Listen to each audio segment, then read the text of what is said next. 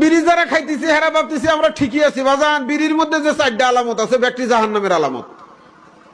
1 নম্বর আলামত হলো বিড়ি ধরাইতে কেউ জীবনে কোনোদিন বিসমিল্লাহ কয় না।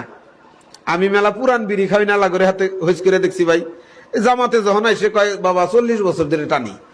গেলাম কাকা 40 বছর যে খাইতে বিসমিল্লাহ টিসমিল্লাহ কয় না। কয় তোর ওটা কি মন থাকে?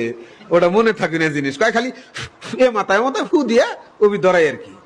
ফুড়া কিন্তু দেয়, ওনার একটা অভ্যাস আছে, এই মাথায় মাথায় ফু দিয়ে ধরায়। বিড়ি খাইতে কেউ বিসমিল্লাহ কয় না। হুনছি মেলা পুরানা বিড়ি খাই না লাগর কাছে, জীবনেও কয় না।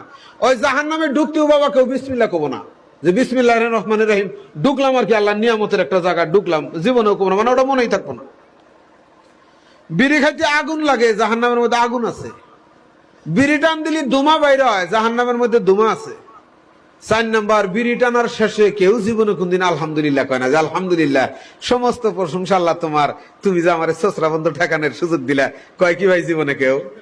লাস্টের টানটা যেটা দেয়, যে বক্তের টান, আলহামদুলিল্লাহ।